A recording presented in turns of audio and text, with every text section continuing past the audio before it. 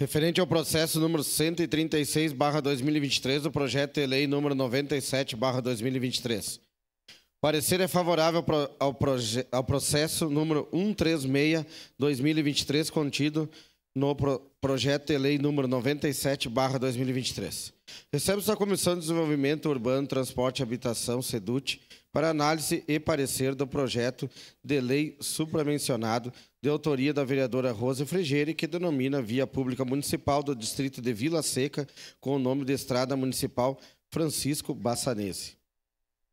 O processo vem instruído com histórico, mapa de localização, abaixo-assinado e certidões.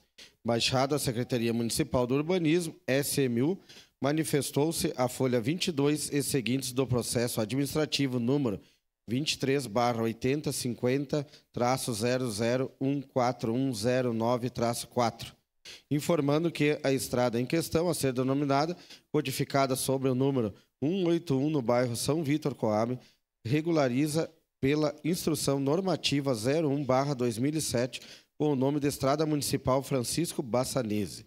Ante o exposto, essa Comissão de Desenvolvimento Urbano, Transporte e Habitação, SEDUT, se manifesta de forma favorável à aprovação do presente projeto.